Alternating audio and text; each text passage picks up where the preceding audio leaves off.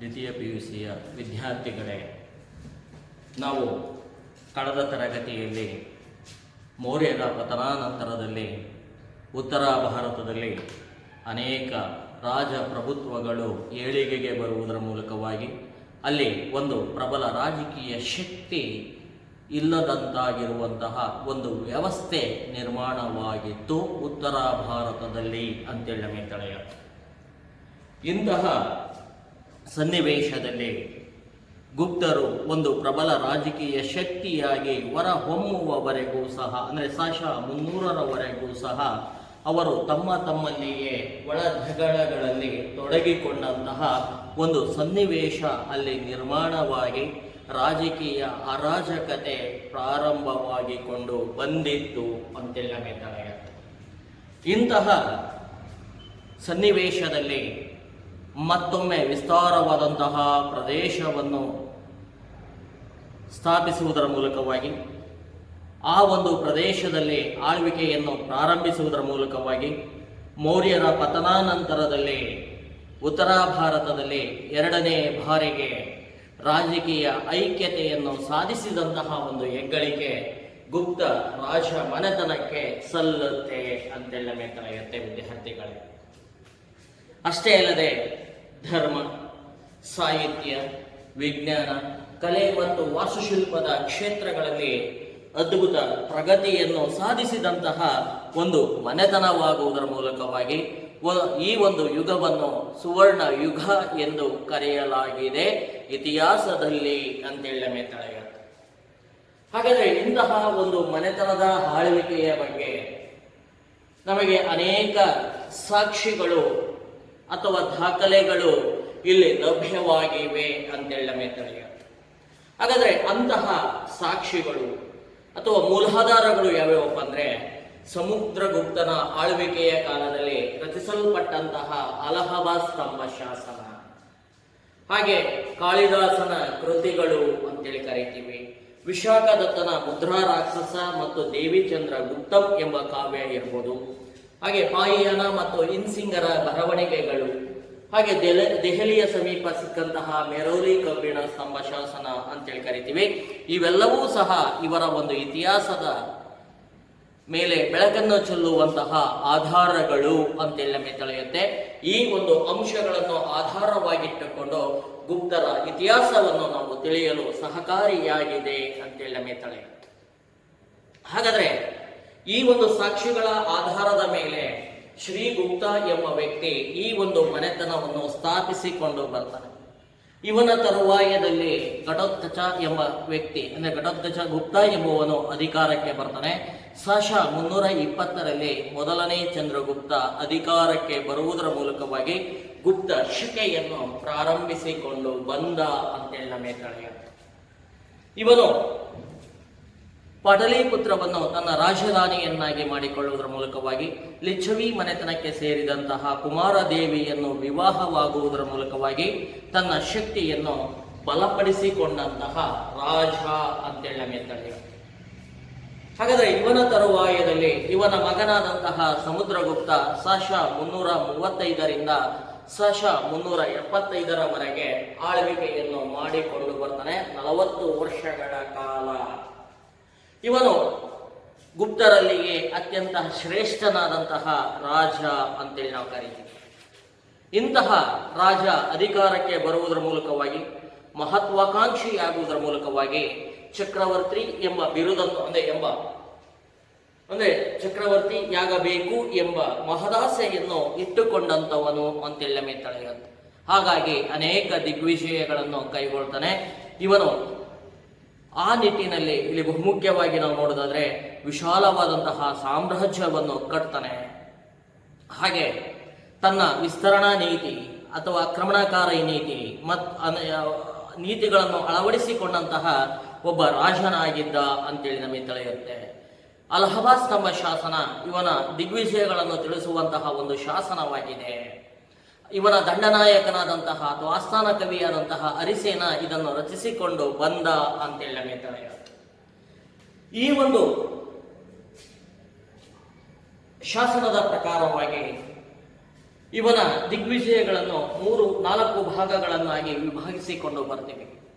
ಉತ್ತರ ಭಾರತದ ಆಕ್ರಮಣ, ಹಾಗೆ ಗಡಿ ರಾಜ್ಯಗಳ ಮೇಲಿನ ಆಕ್ರಮಣ, ದಕ್ಷಿಣ ಭಾರತದ ಮೇಲಿನ ಆಕ್ರಮಣ, ಹಾಗೆ ಇದರ ಜೊತೆಯಲ್ಲಿ ಅಂದರೆ ಹಾಗೆ ಅರಣ್ಯ ರಾಜ್ಯಗಳ ಮೇಲಿನ ಆಕ್ರಮಣ ಅಂತೇಳಿ ನಾವು ಕರೀತೀವಿ.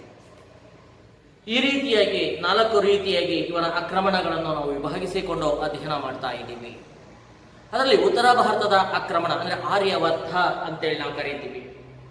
ಗಂಗಾ ನದಿಯ ಬಯಲಿನಲ್ಲಿ ಬರುವಂತಹ 9 ರಾಜರುಗಳನ್ನು ಸೋಲಿಸಿ ಅದನ್ನು ದಿಗ್ವಿಜಯ ಎಂದು ಕರೀತಾನೆ ಈ ಒಂದು ಸಮುದ್ರಗುಪ್ತ ಅಂತೇಳಿ ನಮಗೆ ತಿಳಿಯುತ್ತೆ. ಹಾಗೆ ಇದಾದ ನಂತರದಲ್ಲಿ ಅರಣ್ಯ ರಾಜ್ಯಗಳ ಮೇಲೆ ಆಕ್ರಮಣವನ್ನು ಮಾಡ್ತಾನೆ. ಅಂದರೆ ವಿಂಧ್ಯ ಪರ್ವತಗಳ ತಪ್ಪಲಿನಲ್ಲಿ ಬರುವಂತಹ ಅರಣ್ಯ ರಾಜ್ಯಗಳು ಅಂದರೆ ಜಂಬಲ್ಪುರ, ರೇವ, ನಾಗಪುರ ಮತ್ತು ರೋಹಿಲ್ಖಂಡ ಅಂತೇಳಿ ಕರಿತೀವಿ. ಇಂತಹ ಬಾಗೇಲ್ ಖಂಡ ಅಂತೇಳಿ ಕರಿತೀವಿ. ಇಂತಹ ಪ್ರದೇಶಗಳ ಮೇಲೆ ಆಕ್ರಮಣವನ್ನು ಮಾಡೋದ್ರ ಮೂಲಕವಾಗಿ ಆ ಪ್ರದೇಶಗಳನ್ನು ಸಹ ತನ್ನ ನಿಯಂತ್ರಣಕ್ಕೆ ತೆಗೆದುಕೊಂಡ ಅಂತೇಳಿ ನಮಗೆ ತಿಳಿಯುತ್ತೆ. ಹಾಗೆ ಇದಾದ ನಂತರದಲ್ಲಿ ತನ್ನ 3,000 ಇಲ್ಲಿ ತನ್ನ ಸೈನಿಕರನ್ನು ಬಳಸಿಕೊಳ್ಳುವುದರ ಮೂಲಕವಾಗಿ ದಕ್ಷಿಣ ಭಾರತದ 3,000 ಮೈಲಿಗಳಷ್ಟು ಪ್ರದೇಶದ ಮೇಲೆ ಆಕ್ರಮಣವನ್ನು ಮಾಡುವುದರ ಮೂಲಕವಾಗಿ ದಕ್ಷಿಣ ಭಾರತದ ಆಕ್ರಮಣವನ್ನು ಪೂರೈಸಿಕೊಂಡು ಬರ್ತಾನೆ. ಈ ಒಂದು ಸಮಯದಲ್ಲಿ 12 ರಾಜರನ್ನು ಸೋಲಿಸ್ತಾನೆ. ಈ ಒಂದು ವಿಜಯವನ್ನು ಧರ್ಮ ವಿಜಯ ಅಂತೇಳಿ ಕರೀತಾನೆ. ಯಾಕೆಂದ್ರೆ ಆ ಪ್ರದೇಶ ಅವನ ರಾಜಧಾನಿಗೆ ದೂರವಿದ್ದಿದ್ದರಿಂದಲೇ ಅಲ್ಲಿ ನೇರ ಆಳ್ವಿಕೆಗೆ ಒಳಪಡಿಸಿಕೊಳ್ಳಲು ಸಾಧ್ಯವಾಗದೇ ಹೋಗಿದ್ದರಿಂದ ಪುನಃ ಸೋತಂತಹ ರಾಜರನ್ನೇ ಅಲ್ಲಿ ಅಧಿಕಾರಕ್ಕೆ ತರುವುದರ ಮೂಲಕವಾಗಿ ಆ ಒಂದು ಪ್ರದೇಶದ ಮೇಲೆ ತನ್ನ ಸಾರ್ವಭೌಮತ್ವವನ್ನು ಏರುವುದರ ಮೂಲಕವಾಗಿ ಅವರನ್ನು ತನ್ನ ಸಾಮಂತರನ್ನಾಗಿಸಿ ಕಪ್ಪ ಕಾಣಿಕೆಯನ್ನು ವಸೂಲಿ ಮಾಡಿಕೊಂಡು ಬಂದ ಅಂತೇಳಿ ನಮಗೆ ತಿಳಿಯುತ್ತೆ. ಹಾಗೆ ಇದಾದ ತರುವಾಯದಲ್ಲಿ ಇವನು ಗಡಿ ರಾಜ್ಯಗಳ ಮೇಲೆ ಆಕ್ರಮಣವನ್ನು ಮಾಡ್ಕೊಂಡು ಬರ್ತಾನೆ. ಅಂದ್ರೆ ಅಸ್ಸಾಂ ಇರ್ಬೋದು, ಬಂಗಾಳ, ಪಂಜಾಬ್ ಅಂತೇಳಿ ಕರಿತೀವಿ. ಇಂತಹ ಪ್ರದೇಶಗಳ ಮೇಲೆ ಆಕ್ರಮಣವನ್ನು ಮಾಡುವುದರ ಮೂಲಕವಾಗಿ ಅವುಗಳನ್ನು ಸಹ ತನ್ನ ಆಳ್ವಿಕೆಗೆ ತೆಗೆದುಕೊಂಡ ಅಂತೇಳಿ ನಮಗೆ ತಿಳಿಯುತ್ತೆ. ಈ ರೀತಿಯಾಗಿ ದಿಗ್ವಿಜಯಗಳನ್ನು ಪೂರೈಸಿದ ತರುವಾಯದಲ್ಲಿ ಇದರ ನೆನಪಿಗೋಸ್ಕರವಾಗಿ ಅಶ್ವಮೇಧ ಯಾಗವನ್ನು ಕೈಗೊಳ್ತಾನೆ. ಅಶ್ವಮೇಧ ಯಾಗವನ್ನು ಕೈಗೊಳ್ಳುವುದರ ಮೂಲಕವಾಗಿ ಅಶ್ವಮೇಧ ಪರಾಕ್ರಮ ಎಂಬ ಬಿರುದನ್ನು ಸಹ ಈತನು ಒಳಗೊಳ್ತಾನೆ. ಕುದುರೆಗಳ ಚಿತ್ರಗಳನ್ನು ಒಳಗೊಂಡಂತಹ ನಾಣ್ಯಗಳನ್ನು ಹೊರಡಿಸಿಕೊಂಡು ಬರ್ತಾನೆ. ಹಾಗೆ ತನ್ನ ಸಾಮ್ರಾಜ್ಯವನ್ನು ಉತ್ತರದಲ್ಲಿ ಕಾಶ್ಮೀರದಿಂದ ದಕ್ಷಿಣದಲ್ಲಿ ತಮಿಳುನಾಡಿನವರೆಗೂ, ಪೂರ್ವದಲ್ಲಿ ಬಂಗಾಳದಿಂದ ಪಶ್ಚಿಮದಲ್ಲಿ ಪಂಜಾಬಿನವರೆಗೂ ವಿಸ್ತರಿಸಿಕೊಂಡು ಬಂದಂತಹ ಇವನು ಒಬ್ಬ ವಿದ್ವಾಂಸನಾಗಿದ್ದ ಅಂತೇಳಿ ನಮಗೆ ತಿಳಿಯುತ್ತೆ. ಅಷ್ಟೇ ಅಲ್ಲದೆ ಸಂಗೀತಗಾರನಾಗಿದ್ದಾನೆ, ಕವಿ ಕೂಡ ಆಗಿ ಸಾಹಿತ್ಯ ಪೋಷಕನಾಗಿದ್ದ ಅಂತೇಳಿ ನಮಗೆ ತಿಳಿಯುತ್ತೆ. ಆದ್ದರಿಂದ ಕವಿರಾಜ ಎಂಬ ಬಿರುದನ್ನು ಒಳಗೊಂಡ ಅಂತೇಳಿ ನಮಗೆ ತಿಳಿಯುತ್ತೆ. ಹಾಗೆ ಇದಾದ ತರುವಾಯದಲ್ಲಿ 2ನೇ ಗುಪ್ತರ ಅರಸನಾಗಿ ಅಧಿಕಾರವನ್ನು ವಹಿಸಿಕೊಳ್ತಾನೆ. ಸಮುದ್ರಗುಪ್ತನ ಮರಣಾನಂತರದಲ್ಲಿ ಅಧಿಕಾರಕ್ಕೆ ಬಂದಂತಹ ಇವನು ಶಕರ ದೊರೆ ರುದ್ರಸೇನನನ್ನು ಸೋಲಿಸ್ತಾನೆ. ಹಾಗೂ ತನ್ನ ಸಾಮ್ರಾಜ್ಯವನ್ನು ವಿಸ್ತರಿಸಿಕೊಂಡು ಬರುವುದರ ಮೂಲಕವಾಗಿ ನಾಗ ಮತ್ತು ವಾಕಟಕ ಎಂಬ ಮನೆತನಗಳೊಂದಿಗೆ ವೈವಾಹಿಕ ಸಂಬಂಧವನ್ನು ಬೆಳೆಸಿಕೊಳ್ಳುವುದರ ಮೂಲಕವಾಗಿ ಏನ್ ಮಾಡ್ತಾನಪ್ಪ ತನ್ನ ಸಾಮ್ರಾಜ್ಯದ ಶಕ್ತಿಯನ್ನು ಹೆಚ್ಚಿಸಿಕೊಳ್ಳುವಂತಹ ಆಲೋಚನೆಯನ್ನು ಮಾಡ್ತಾನೆ. ಹಾಗೆ ಇವನೇ ವಿಕ್ರಮಾದಿತ್ಯ ಎಂಬ ಒಂದು ಹೆಸರಿನಿಂದಲೂ ಈತನನ್ನು ಕರೆಯಲಾಯಿತು ಅಂತೇಳಿ ನಮಗೆ ತಿಳಿಯುತ್ತೆ. 9 ಜನ ಕವಿಗಳನ್ನು ಒಳಗೊಂಡಿದ್ದ ನವರತ್ನೆಯರು ಅಂತೇಳಿ ಕರಿತೀವಿ. ನವರತ್ನರೆಂಬ ಕವಿಗಳಿಗೆ ಆಶ್ರಯವನ್ನು ನೀಡಿಕೊಂಡು ಬಂದಿರ್ತಾನೆ. ಇವನ ಅಧಿಕಾರಾವಧಿಯಲ್ಲಿ ಉಜ್ಜಯಿನಿ 2ನೇ ರಾಜ್ಯವಾಗಿ ಮನ್ನಣೆಯನ್ನು ಪಡೆದುಕೊಳ್ತು. ಅಷ್ಟೇ ಅಲ್ಲದೆ ಇವನ ಆಳ್ವಿಕೆಯ ಕಾಲದಲ್ಲಿ ಪಾಯಿಯಾಣನ ಭೇಟಿಯೂ ಕೂಡ ಭಾರತಕ್ಕೆ ಆಗುತ್ತೆ. ಚೀನಿ ಯಾತ್ರಿಕನಾಗಿ ಬೌದ್ಧ ಧರ್ಮದ ಸಾರವನ್ನು ಅಧ್ಯಯನ ಮಾಡುವುದಕ್ಕೋಸ್ಕರವಾಗಿ ಇವನು ಭಾರತಕ್ಕೆ ಧಾವಿಸಿ ಬಂದ ಅಂತೇಳಿ ನಮಗೆ ತಿಳಿಯುತ್ತೆ. ಇವನು ಧಾವಿಸುವುದರ ಮೂಲಕವಾಗಿ ಭಾರತದಲ್ಲಿ ಕೆಲವು ವರ್ಷಗಳ ಕಾಲ ನೆಲೆಸುವುದರ ಮೂಲಕವಾಗಿ ತನ್ನ ಅನುಭವಗಳನ್ನು ಗೋಕೋಕಿ ಎಂಬ ಕೃತಿಯಲ್ಲಿ ಕ್ರೋಢೀಕರಿಸಿಕೊಂಡು ಬಂದ ಅಂತೇಳಿ ನಮಗೆ ತಿಳಿಯುತ್ತೆ. ಇದು ಅಂದಿನ ಕಾಲದ ಧಾರ್ಮಿಕ ಸಾಮಾಜಿಕ ಸ್ಥಿತಿಗತಿಗಳನ್ನು ತಿಳಿಸುವಂತಹ ಒಂದು ಕೃತಿಯಾಗಿದೆ ಅಂತೇಳಿ ನಮಗೆ ತಿಳಿಯುತ್ತೆ. ಇಲ್ಲಿಯವರೆಗೂ ನಾವು ಕಳೆದ ತರಗತಿಯಲ್ಲಿ ಗುಪ್ತರ ಬಗ್ಗೆ ಅನೇಕ ವಿಷಯಗಳನ್ನು ಅಧ್ಯಯನ ಮಾಡಿಕೊಂಡು ಬಂದಿದ್ದೀವಿ ವಿದ್ಯಾರ್ಥಿಗಳು. ಹಾಗಾದರೆ ಇಂದು ಬಹುಮುಖ್ಯವಾಗಿ ನಾವು ಗುಪ್ತರ ಯುಗವನ್ನು ಸುವರ್ಣ ಯುಗ ಎಂದು ಭಾರತದ ಚರಿತ್ರೆಯಲ್ಲಿ ಪರಿಗಣಿಸಲಾಗಿದೆ ಅಂತೇಳಿ ನಮಗೆ ತಿಳಿಯುತ್ತೆ. ಹಾಗಾದರೆ ಈ ಗುಪ್ತರ ಕಾಲವನ್ನು ಭಾರತದ ಇತಿಹಾಸದಲ್ಲಿ ವಿಶಿಷ್ಟ ಸ್ಥಾನಮಾನವನ್ನು ಪಡೆದುಕೊಂಡಿರುವಂತಹ ಒಂದು ಕಾಲವನ್ನಾಗಿ ಗುರುತಿಸಲಾಗಿದೆ ಅಂತೇಳಿ ನಮಗೆ ತಿಳಿಯುತ್ತೆ. ಯಾಕೆ ಈ ರೀತಿಯಾಗಿ ಗುರುತಿಸಲಾಗಿದೆ ಅಂದ್ರೆ ಈ ಕಾಲದಲ್ಲಿ ಅಥವಾ ಈ ಒಂದು ಯುಗದಲ್ಲಿ ಸರ್ವಾಂಗೀಣ ಬೆಳವಣಿಗೆಯಾದಂತಹ ಒಂದು ಕಾಲ ಅಂತೇಳಿ ನಾವು ಕರೀತೀವಿ. ಅಷ್ಟೇ ಅಲ್ಲದೆ ಈ ಒಂದು ಕಾಲದಲ್ಲಿ ಆದಂತಹ ಬೆಳವಣಿಗೆಯನ್ನು ಕಂಡು ಅಂದ್ರೆ ಯುರೋಪಿನ ಬರಹಗಾರರು ಈ ಒಂದು ಗುಪ್ತರ ಕಾಲವನ್ನು ಏನ್ ಮಾಡ್ತಾರಪ್ಪ ಅಂದ್ರೆ ವಿಶ್ವದ ಬೇರೆ ಬೇರೆ ರಾಜ ಮನೆತನಗಳ ಆಳ್ವಿಕೆಯ ಕಾಲಕ್ಕೆ ಹೋಲಿಸಿಕೊಂಡು ಬರಲಾಗಿದೆ ಎಂಬ ಒಂದು ಅಂಶವನ್ನು ನಾವು ಮರೆಯುವಂತಿಲ್ಲ ಅಂತೇಳಿ ನಮಗೆ ತಿಳಿಯುತ್ತೆ. ಹಾಗಾದ್ರೆ ಯಾವ ಯಾವ ರಾಜ ಮನೆತನಗಳೊಂದಿಗೆ ಈ ಒಂದು ಕಾಲದ ಸರ್ವಾಂಗೀಣ ಬೆಳವಣಿಗೆಯನ್ನು ಹೋಲಿಸಿಕೊಂಡು ಬರಲಾಗಿದೆಯಪ್ಪ ಅಂದ್ರೆ ಗ್ರೀಸ್ನ ಪೆರಿಕ್ಲಸ್ನ ಆಳ್ವಿಕೆಯ ಕಾಲ ಅಂತೇಳಿ ನಾವು ಕರೀತೀವಿ. ಆ ಒಂದು ಕಾಲ ಸುವರ್ಣ ಯುಗವಾಗಿತ್ತು ಅಂತೇಳಿ ನಾವು ಕರೀತೀವಿ. ಹಾಗೆ ರೋಮ್ನ ಆಳ್ವಿಕೆ ಮಾಡಿದಂತಹ ಆಗಸ್ಟಸ್ ಸೀಸರ್ ಅಂತೇಳಿ ಕರೀತೀವಿ. ಅವನ ಕಾಲವೂ ಸಹ ಸುವರ್ಣ ಯುಗವಾಗಿತ್ತು. ಅಂದ್ರೆ ಎಲ್ಲಾ ಕ್ಷೇತ್ರಗಳಲ್ಲಿ ಸರ್ವಾಂಗೀಣವಾಗಿ ಅಭಿವೃದ್ಧಿಯನ್ನು ಕಂಡಂತಹ ಒಂದು ಕಾಲ ಅಂತೇಳಿ ನಾವು ಕರೀತೀವಿ. ಹಾಗೆ ಇಂಗ್ಲೆಂಡ್ ಅನ್ನು ಆಳ್ವಿಕೆ ಮಾಡಿದಂತಹ ಇಂಗ್ಲೆಂಡಿನ ರಾಣಿಯಾದಂತಹ ಎಲಿಜಬೆತ್ತಳ ಕಾಲಕ್ಕೂ ಗುಪ್ತರ ಯುಗವನ್ನು ಏನ್ ಮಾಡಿದೆ ಹೋಲಿಕೆ ಮಾಡುವುದರ ಮೂಲಕವಾಗಿ ಇಲ್ಲಿ ವಿದೇಶಿ ಬರಹಗಾರರು ತಮ್ಮ ಬರವಣಿಗೆಗಳ ಮೂಲಕವಾಗಿ ಮುಕ್ತವಾಗಿ ಕೊಂಡಾಡಿದ್ದಾರೆ ಅಂತೇಳಿ ನಮಗೆ ತಿಳಿಯುತ್ತೆ. ಆದ್ದರಿಂದಲೇ ಇವರ ಕಾಲದಲ್ಲಿ ಧರ್ಮ, ಶಿಕ್ಷಣ, ಸಾಹಿತ್ಯ, ವಿಜ್ಞಾನ, ತಂತ್ರಜ್ಞಾನ, ಕಲೆ ಮತ್ತು ವಾಸ್ತುಶಿಲ್ಪ ಕ್ಷೇತ್ರಗಳಲ್ಲಿ ಇವರ ಸಾಧನೆ ಅಸಾಮಾನ್ಯವಾಗಿದೆ ಅಂತೇಳಿ ನಮಗೆ ತಿಳಿಯುತ್ತೆ. ಅಂದ್ರೆ ಆ ರೀತಿಯಾದಂತಹ ಒಂದು ಕೊಡುಗೆಯನ್ನು ಈ ಗುಪ್ತ ರಾಜಮನೆತನದ ಅರಸರು ನೀಡಿಕೊಂಡು ಬರುವುದರ ಮೂಲಕವಾಗಿ ಸುವರ್ಣ ಯುಗವನ್ನಾಗಿಸಿಕೊಂಡು ಹೋಗಿದ್ದಾರೆ ಅಂತೇಳಿ ನಮಗೆ ತಿಳಿಯುತ್ತೆ. ಹಾಗಾದ್ರೆ ಆ ನಿಟ್ಟಿನಲ್ಲಿ ನಾವು ನೋಡೋದಾದ್ರೆ ಹಿಂದೂ ಧರ್ಮದ ಪುನರುತ್ಥಾನ ಅಂತ ಹೇಳ್ತೀವಿ. ಯಾಕೆ ಈ ಒಂದು ಅಂಶವನ್ನು ನಾವು ಹೇಳ್ತೀವಪ್ಪ ಅಂದ್ರೆ ಇವರಿಗಿಂತಲೂ ಪೂರ್ವದಲ್ಲಿ ಬಂದಂತಹ ಅಂದ್ರೆ ವೇದಗಳ ಕಾಲದ ತರುವಾಯದಲ್ಲಿ ಭಾರತ ಹೊಸ ಧರ್ಮಗಳ ಉದಯಕ್ಕೆ ಅವಕಾಶವನ್ನು ಪಡ್ಕೊಳ್ಳುತ್ತೆ. ಇದರಿಂದಾಗಿ ಬೌದ್ಧ ಮತ್ತು ಜೈನ ಧರ್ಮಗಳು ಪ್ರಬುದ್ಧಮಾನಕ್ಕೆ ಬರ್ತವೆ. ಈ ಒಂದು ಸಮಯದಲ್ಲಿ ಭಾರತದ ಆಳ್ವಿಕೆಗೆ ಬಂದಂತಹ ಸಾಮ್ರಾಟರು ನಾವು ನೋಡೋದಾದ್ರೆ ಮೌರ್ಯ ರಾಜ ಮನೆತನ, ಅಲ್ಲಿ ಚಂದ್ರಗುಪ್ತ ಮೌರ್ಯ ಜೈನ ಧರ್ಮವನ್ನು ಸ್ವೀಕರಿಸಿಕೊಂಡು ಬರ್ತಾನೆ. ಹಾಗೆ ಅಶೋಕ ಬೌದ್ಧ ಧರ್ಮವನ್ನು ಸ್ವೀಕರಿಸಿ ತನ್ನ ರಾಜ ಧರ್ಮವನ್ನಾಗಿ ಅಂಗೀಕರಿಸ್ತಾನೆ. ಹಾಗೆ ಬೌದ್ಧ ಧರ್ಮದ ಅಂಶಗಳನ್ನು ದೇಶ ಮತ್ತು ವಿದೇಶಗಳಲ್ಲಿ ಪ್ರಸರಿಸುವಂತಹ ಕಾರ್ಯಕ್ರಮಗಳನ್ನು ಹಾಕೊಳ್ತಾರೆ. ಬೌದ್ಧ ಧರ್ಮಕ್ಕೆ ಹೆಚ್ಚಿನ ಮಾನ್ಯತೆ ಇಲ್ಲಿ ಲಭ್ಯವಾಗುತ್ತೆ. ಇದರಿಂದ ಸ್ವಲ್ಪ ಹಿಂದೂ ಧರ್ಮಕ್ಕೆ ಹಿನ್ನಡೆಯೂ ಕೂಡ ಆಗಿಕೊಂಡು ಬರುತ್ತೆ. ಆ ಒಂದು ಧರ್ಮಕ್ಕೆ ರಾಜಾಶ್ರಯ ಲಭ್ಯವಾಗದೆ ಹೋಗಿದ್ದರಿಂದ. ಹಾಗೆ ಇವರ ನಂತರದಲ್ಲಿ ಶಾತವಾಹನರು ದಕ್ಷಿಣ ಭಾರತದಲ್ಲಿ ಬರ್ತಾರೆ. ಅವರೂ ಸಹ ಬೌದ್ಧ ಧರ್ಮಕ್ಕೆ ಹೆಚ್ಚಿನ ಆದ್ಯತೆಯನ್ನು ನೀಡಿಕೊಂಡು ಬರ್ತಾರೆ. ಇವರಾದ ತರುವಾಯದಲ್ಲಿ ಉತ್ತರ ಭಾರತದಲ್ಲಿ ಕುಶಾನ ರಾಜ ಮನೆತನ ಅಧಿಕಾರಕ್ಕೆ ಬರುತ್ತೆ. ಅಲ್ಲಿ ನಾವು ನೋಡ್ತೀವಿ ಬೌದ್ಧ ಧರ್ಮದ ಜೊತೆಯಲ್ಲಿ ಗಾಂಧಾರ ಎಂಬ ಒಂದು ಹೊಸ ವಿನೂತನವಾದಂತಹ ಕಲಾ ಪರಂಪರೆಯೇ ಇಲ್ಲಿ ಬೆಳಕೊಂಡು ಬರುತ್ತೆ. ಹಾಗಾಗಿ ಬೌದ್ಧ ಧರ್ಮ ಹೆಚ್ಚಿನ ಜನಮನ್ನಣೆಯನ್ನು ಗಳಿಸಿಕೊಂಡು ಬಂದಿತ್ತು ಅಂತೇಳಿ ನಮಗೆ ತಿಳಿಯುತ್ತೆ.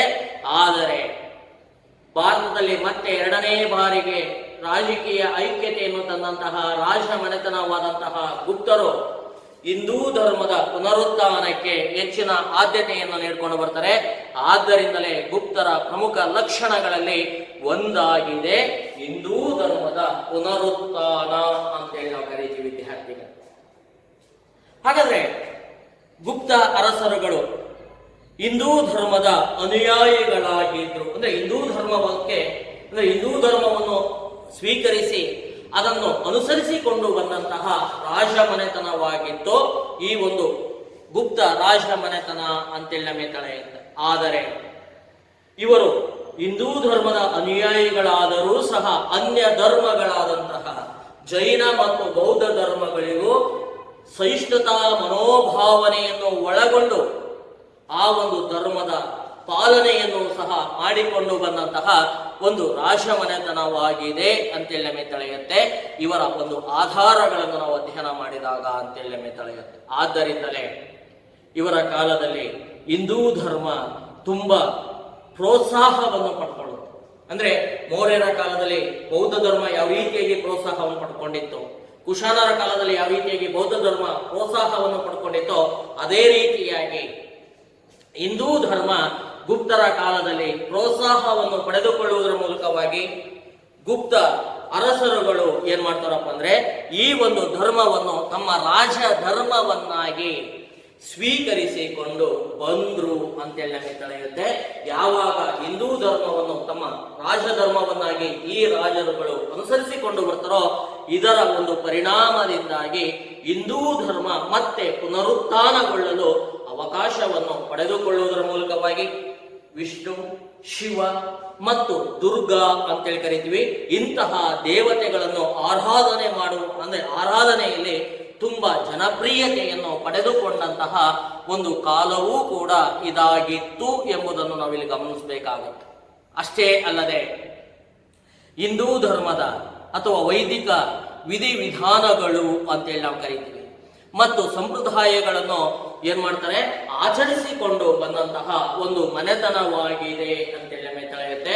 ಆದ್ದರಿಂದಲೇ ಹಿಂದೂ ಧರ್ಮದ ವಿಧಿವಿಧಾನಗಳಾದಂತಹ ಅಶ್ವಮೇಧ, ವಾಜಪೇಯ ಮತ್ತು ರಾಜಸೂಯ ಯಾಗಗಳನ್ನು ಏನ್ ಮಾಡ್ತಾರೆ ತುಂಬಾ ಭವ್ಯತವಾಗಿ ಅಂದ್ರೆ ತುಂಬಾ ವೈಭವಯುತವಾಗಿ ಆಚರಿಸಿಕೊಂಡು ಬಂದಂತಹ ಅಥವಾ ಆಚರಣೆಯನ್ನು ಮತ್ತೊಮ್ಮೆ ತಮ್ಮ ಆಳ್ವಿಕೆಯ ಕಾಲದಲ್ಲಿ ಜಾರಿಗೆ ತಂದಂತಹ ಒಂದು ಮನೆತನವೂ ಕೂಡ ಇದಾಗಿದೆ ಅಂತೇಳಿ ನಮಗೆ ತಿಳಿಯುತ್ತೆ.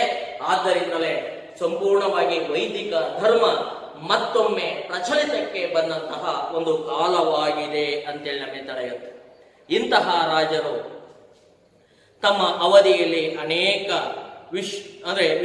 ವಿಷ್ಣು ದೇವಾಲಯಗಳನ್ನು ನಿರ್ಮಿಸಿಕೊಂಡು ಬಂದ್ರು ಅಂತೇಳಿ ನಮಗೆ ತಿಳಿಯುತ್ತೆ.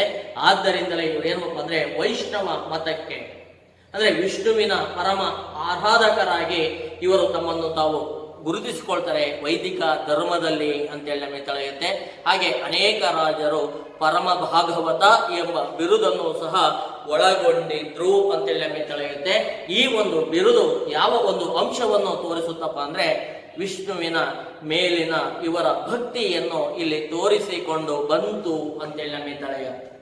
ಇದರ ಜೊತೆಗೆ ಶೈವ ಮತ್ತು ಶಾಕ್ತ ಪಂಥಗಳಿಗೂ ಸಹ ಏನ್ ಮಾಡ್ತಾರೆ ಅಂದ್ರೆ ಸ್ಥಾನಮಾನವನ್ನು ಕಲ್ಪಿಸಿಕೊಡುವುದರ ಮೂಲಕವಾಗಿ ಇಂತಹ ಪಂಥಗಳು ಸಹ ಇವರ ಕಾಲದಲ್ಲಿ ಹೆಚ್ಚು ಜನಪ್ರಿಯವಾಗಿದ್ದವು ಎಂಬ ಒಂದು ಅಂಶವನ್ನು ನಾವಿಲ್ಲಿ ಗಮನಿಸಬೇಕಾಗುತ್ತೆ ವಿದ್ಯಾರ್ಥಿಗಳೇ.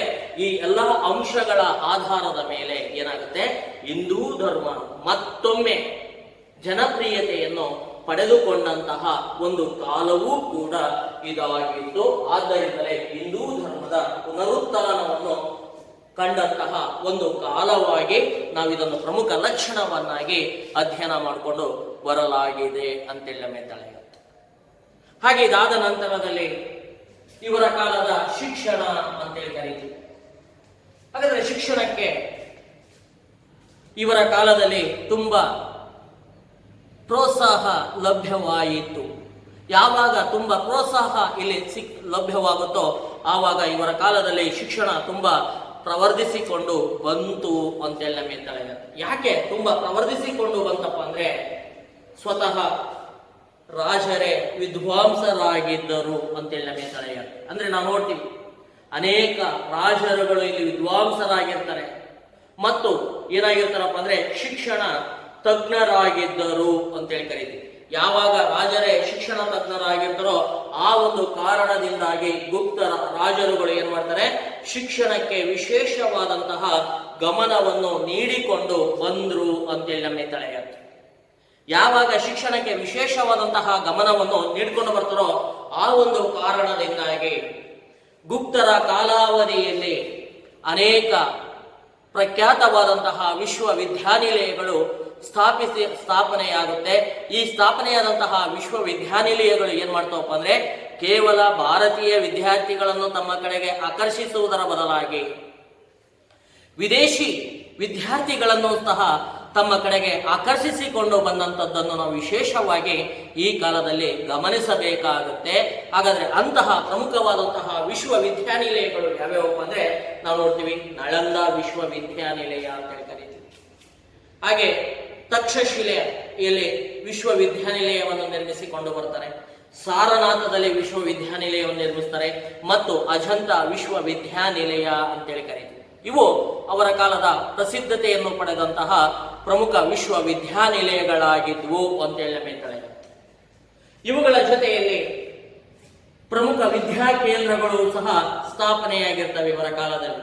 ಅಂದ್ರೆ ವಲ್ಲಭಿ ಮತ್ತು ಪಾಟಲಿಪುತ್ರ ಇವರ ಕಾಲದ ಏನಾಗಿರ್ತವೆ ಪ್ರಸಿದ್ಧತೆಯನ್ನು ಪಡೆದುಕೊಂಡಂತಹ ಶಿಕ್ಷಣ ಕೇಂದ್ರಗಳಾಗಿದ್ವು ಅಂತೇಳಿ ತಿಳಿಯುತ್ತೆ. ಈ ರೀತಿಯಾದಂತಹ ಒಂದು ಶಿಕ್ಷಣಕ್ಕೆ ಹೆಚ್ಚಿನ ಸ್ಥಾನಮಾನ ಲಭ್ಯವಾದಂತಹ ಒಂದು ಕಾಲ ಅಂತೇಳಿ ಕರಿತೀವಿ. ಹಾಗಾದ್ರೆ ಇಂತಹ ವಿಶ್ವವಿದ್ಯಾನಿಲಯಗಳು ಮತ್ತು ಶಿಕ್ಷಣ ಕೇಂದ್ರಗಳು ತಮ್ಮ ಶಿಕ್ಷಣ ಕ್ಷೇತ್ರದಲ್ಲಿ ವಿದ್ಯಾರ್ಥಿಗಳಿಗೆ ಬೋಧಿಸುತ್ತಿದ್ದಂತಹ ವಿಷಯಗಳು ಯಾವ್ಯಾವಪ್ಪ ಅಂದ್ರೆ ನಾವಿಲ್ಲಿ ಬಹುಮುಖ್ಯವಾಗಿ ಗಮನಿಸಬೇಕಾಗುತ್ತೆ. ಪುರಾಣಗಳನ್ನು ಇಲ್ಲಿ ಕಲಿಕೆಯಲ್ಲಿ ಬಳಸಲಾಗ್ತಿತ್ತು. ಅಂದ್ರೆ ಪುರಾಣಗಳನ್ನು ಕಲಿಸುವಂತಹ ಒಂದು ವ್ಯವಸ್ಥೆಯನ್ನು ಒಳಗೊಂಡಿತು ಅಂತೇಳಿ ನಮ್ಮ ಹೇಳ್ತಾರೆ. ಈ ಒಂದು ಪುರಾಣಗಳ ಜೊತೆಯಲ್ಲಿ ಏನ್ ಮಾಡ್ತಾರಪ್ಪ ಅಂದ್ರೆ ಇಲ್ಲಿ ಸಹಜವಾಗಿಯೇ ಇನ್ನಿತರ ವಿಷಯಗಳಾದಂತಹ ಸಾಹಿತ್ಯ, ತತ್ವಶಾಸ್ತ್ರ, ಹಾಗೆ ಇದರ ಜೊತೆಯಲ್ಲಿ ಅಂಕಗಣಿತ, ಜ್ಯೋತಿಷ್ಯ ಶಾಸ್ತ್ರ ಮತ್ತು ವಿಜ್ಞಾನ ಅಂತೇಳಿ ಕರಿತೀವಿ. ಇಂತಹ ಪ್ರಮುಖ ವಿಷಯಗಳನ್ನು ಬೋಧಿಸುವಂತಹ ವಿದ್ಯಾ ಕೇಂದ್ರಗಳನ್ನು ಇವರ ಕಾಲದಲ್ಲಿ ಸ್ಥಾಪಿಸಿಕೊಂಡು ಬರುವುದರ ಮೂಲಕವಾಗಿ ವಿದ್ಯಾ ಕ್ಷೇತ್ರದ ಪ್ರಗತಿಗೆ ಹೆಚ್ಚಿನ ಆದ್ಯತೆಯನ್ನು ನೀಡಿದಂತಹ ಒಂದು ರಾಜಮನೆತನವು ಕೂಡ ಇದಾಗಿತ್ತು ಅಂತೇಳಿ ನಮಗೆ ತಿಳಿಯುತ್ತೆ. ಈ ರೀತಿಯಾದಂತಹ ಒಂದು ಶಿಕ್ಷಣ ಕ್ಷೇತ್ರ ಇಲ್ಲಿ ಬೆಳೆದುಕೊಂಡು ಬರುತ್ತೆ ಗುಪ್ತರ ಕಾಲದಲ್ಲಿ. ಹಾಗೆ ಈ ಶಿಕ್ಷಣ ಕ್ಷೇತ್ರ ಇಷ್ಟೊಂದು ಪ್ರಗತಿಯನ್ನು ಕಂಡಿದ್ದರಿಂದಲೇ ಇವರ ಕಾಲದಲ್ಲಿ ಅಪಾರವಾದಂತಹ ಸಾಹಿತ್ಯ ಬೆಳೆದುಕೊಂಡು ಬರಲು ಕಾರಣವಾಯಿತು ಅಂತೇಳಿ ನಮಗೆ ತಿಳಿಯುತ್ತೆ. ಹಾಗಾದ್ರೆ ಅಂತಹ ಸಾಹಿತ್ಯಕ್ಕೆ ಸಂಬಂಧಪಟ್ಟ ಹಾಗೆ ನಾವು ನೋಡೋದಾದ್ರೆ ಇವರ ಕಾಲದಲ್ಲಿ ಹಿಂದೂ ಧರ್ಮದ ಪುನರುತ್ಥಾನ ಅಂತೇಳಿ ಕರಿತೀವಿ. ಅಂದ್ರೆ ಹಿಂದೂ ಧರ್ಮದ ವಿಧಾನಗಳನ್ನು ಮತ್ತು ಸಂಪ್ರದಾಯಗಳನ್ನು ಹೆಚ್ಚಾಗಿ ವೈಭವಯುತವಾಗಿ ಆಚರಿಸಿಕೊಂಡು ಬಂದಂತಹ ಒಂದು ರಾಜಮನೆತನವಾಗಿದ್ದರಿಂದಲೇ ಇಲ್ಲಿ ಬರುವಂತಹ ಶ್ಲೋಕ ಅಂತೇಳಿ ಕರಿತೀವಿ. ಅಂದ್ರೆ ಈ ಶ್ಲೋಕಗಳನ್ನು ಇಲ್ಲಿ ಬಹುಮುಖ್ಯವಾಗಿ ನಾವು ಗಮನಿಸಬೇಕಾಗುತ್ತೆ. ಅಂದ್ರೆ ಶ್ಲೋಕಗಳ ರೂಪದಲ್ಲಿದ್ದಂತಹ ವೇದಗಳನ್ನು ಒಳಗೊಂಡಂತೆ, ಅಂದ್ರೆ ವೇದಗಳು ಈ ಕಾಲಕ್ಕಿಂತಲೂ ಪೂರ್ವದಲ್ಲಿ ಅವುಗಳನ್ನು ಶ್ಲೋಕಗಳ ರೂಪದಲ್ಲಿ ರಚಿಸಲಾಗಿರುತ್ತೆ. ಅಂತಹ ಧಾರ್ಮಿಕ ಸಾಹಿತ್ಯವನ್ನು ಏನ್ ಮಾಡ್ತಾರಪ್ಪ ಅಂದ್ರೆ ಗುಪ್ತರ ಅವಧಿಯಲ್ಲಿ ಬರವಣಿಗೆಯ ರೂಪಕ್ಕೆ ತರಲಾಯಿತು ಅಂತೇಳಿ ನಮಗೆ ತಿಳಿಯುತ್ತೆ. ಅಂದ್ರೆ ಶ್ಲೋಕಗಳ ರೂಪದಲ್ಲಿ ಇದ್ದಂತಹ, ಅಂದ್ರೆ ಮಂತ್ರಗಳ ರೂಪದಲ್ಲಿ ಇದ್ದಂತಹ ವೈದಿಕ ಧರ್ಮದ ವೇದಗಳನ್ನು ಮೊಟ್ಟ ಮೊದಲ ಬಾರಿಗೆ ಏನ್ ಮಾಡಿದ್ರು, ಸಾಹಿತ್ಯದ ಬೆಳವಣಿಗೆಗೋಸ್ಕರವಾಗಿ ಗುಪ್ತರು ಬರವಣಿಗೆಯ ರೂಪದಲ್ಲಿ ಅವುಗಳನ್ನು ಬರೆಯುವಂತಹ ಅಂಶವನ್ನು ಪ್ರಾರಂಭಿಸಿಕೊಂಡು ಬಂದ್ರು ಎಂಬುದನ್ನು ನಾವಿಲ್ಲಿ ತಿಳ್ಕೋಬೇಕಾಗುತ್ತೆ. ಆದ್ದರಿಂದಲೇ ಗುಪ್ತರ ಯುಗವನ್ನು ಸಂಸ್ಕೃತ ಸಾಹಿತ್ಯದ ಸುವರ್ಣ ಯುಗ ಎಂದು ನಾವು ಪರಿಗಣಿಸಲಾಗಿದೆ ಇತಿಹಾಸದಲ್ಲಿ ಅಂತೇಳಿ ನಮಗೆ ತಿಳಿಯುತ್ತದೆ. ಅಷ್ಟೊಂದು ಅಗಾಧ ಪ್ರಮಾಣದಲ್ಲಿ ಸಂಸ್ಕೃತ ಸಾಹಿತ್ಯ ಇಲ್ಲಿ ಅಭಿವೃದ್ಧಿಗೊಳ್ತು ಅಂತೇಳಿ ನಮಗೆ ತಿಳಿಯುತ್ತೆ. ಅಷ್ಟೇ ಅಲ್ಲದೆ ಇಲ್ಲಿ ಗಮನಿಸಬೇಕಾಗುತ್ತೆ, ಸಮುದ್ರಗುಪ್ತ ಅಂತೇಳಿ ನಾವು ಕರೀತೀವಿ. ಈ ಸಮುದ್ರಗುಪ್ತನು ಕವಿಗಳಲ್ಲಿ ರಾಜನೆಂದು ಅಲಹಾಬಾದ್ ಸ್ತಂಭ ಶಾಸನ ವಿವರಿಸಿಕೊಂಡು ಬಂದಿದೆ ಅಂತೇಳಿ ನಮಗೆ ತಿಳಿಯುತ್ತೆ. ಅಂದ್ರೆ ಕವಿರಾಜ ಎಂಬ ಬಿರುದನ್ನು ಆತನು ಒಳಗೊಂಡಿದ್ದ ಎಂಬುದು ನಮಗೆ ಈಗಾಗಲೇ ಗೊತ್ತಾಗಿದೆ. ಆದ್ದರಿಂದಲೇ ಏನಪ್ಪ ಅಂದ್ರೆ ಕವಿಗಳಲ್ಲಿಯೇ ಈತನು ರಾಜನಾಗಿದ್ದ ಅಂತೇಳಿ ಅಲಹಾಬಾದ್ ಸ್ತಂಭ ಶಾಸನ ಹೇಳ್ಕೊಂಡು ಬರುತ್ತೆ. ಅಷ್ಟೇ ಅಲ್ಲದೆ ಇವನು ಶ್ರೇಷ್ಠ ಸಂಗೀತಗಾರನಾಗಿರ್ತಾನೆ ಮತ್ತು ಪ್ರಸಿದ್ಧ ವೇದವಿದ್ವಾಂಸನೂ ಕೂಡ ಆಗಿದ್ದ. ಅಂದ್ರೆ ಇವನು ವೇದಗಳಲ್ಲಿ ಪ್ರಾವೀಣ್ಯತೆಯನ್ನು ಪಡೆದಂಥವನು.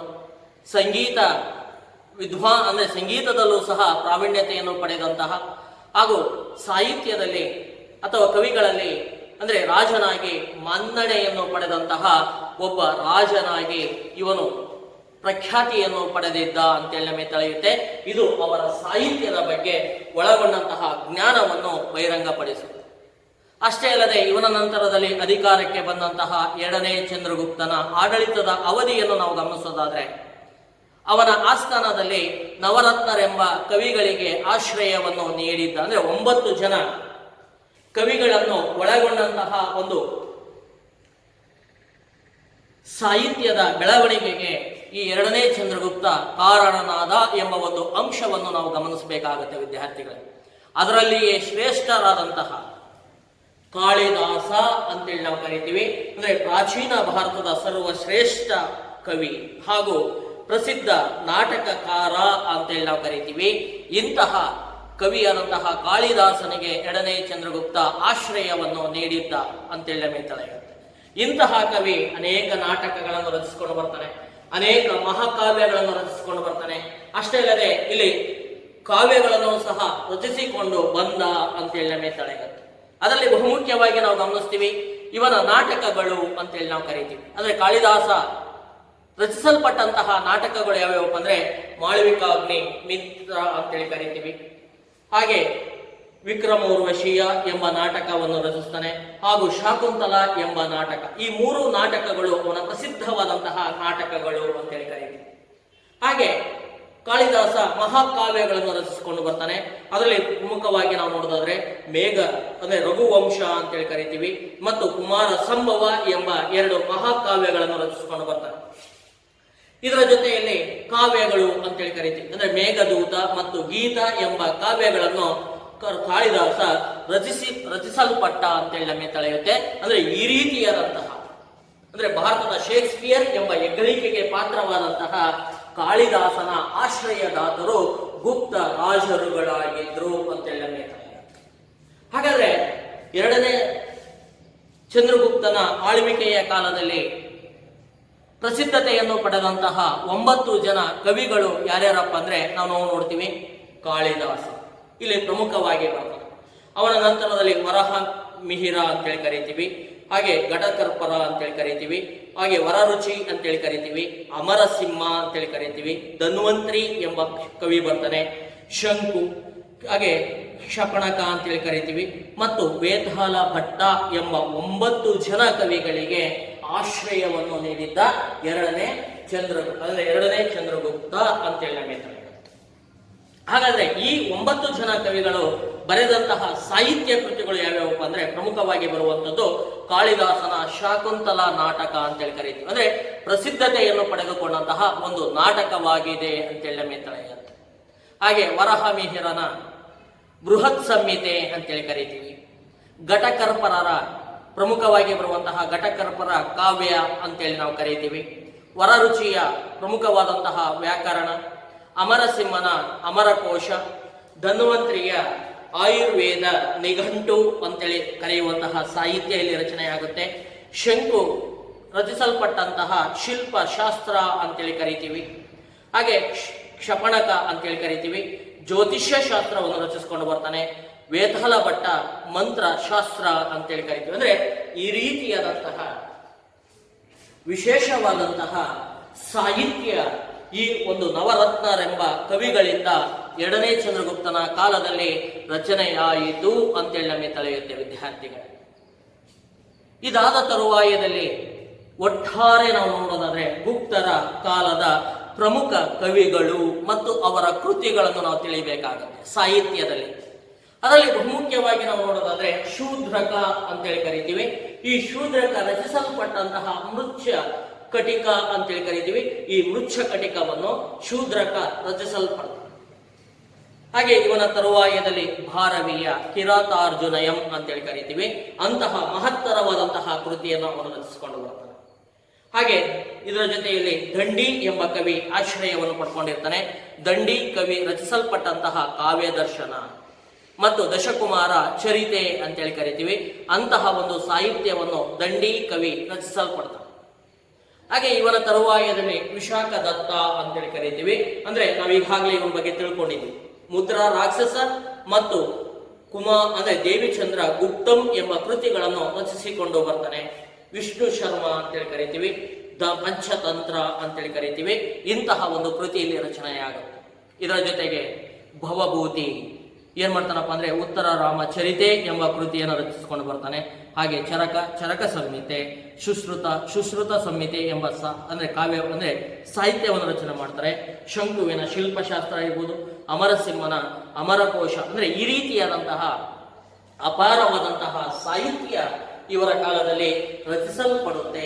ಅಂದ್ರೆ ಶ್ಲೋಕಗಳ ರೂಪದಲ್ಲಿದ್ದಂತಹ ವೇದಗಳನ್ನು ಬರವಣಿಗೆಯ ರೂಪಕ್ಕೆ ತರುವುದರ ಜೊತೆಯಲ್ಲಿ ಈ ರೀತಿಯಾದಂತಹ ಸಾಹಿತ್ಯ ಈ ಒಂದು ಕಾಲದಲ್ಲಿ ಬೆಳೆದುಕೊಂಡು ಬಂತು ಅಂತೇಳಿ ನಮಗೆ ತಿಳಿಯುತ್ತೆ. ಇದು ಅವರ ಪ್ರಮುಖವಾದಂತಹ ಸಾಹಿತ್ಯಕ್ಕೆ ಗುಪ್ತರು ನೀಡಿದಂತಹ ಬಹುಮುಖ್ಯ ಕೊಡುಗೆಗಳು ಅಂತೇಳಿ ನಾವು ಕರೀತೀವಿ ವಿದ್ಯಾರ್ಥಿಗಳೇ. ಹಾಗೆ ಇದಾದ ನಂತರದಲ್ಲಿ ವಿಜ್ಞಾನ ಮತ್ತು ತಂತ್ರಜ್ಞಾನಕ್ಕೆ ಗುಪ್ತರ ಕೊಡುಗೆ ಅಪಾರವಾಗಿದೆ ಅಂತೇಳಿ ನಮಗೆ ತಿಳಿಯುತ್ತೆ.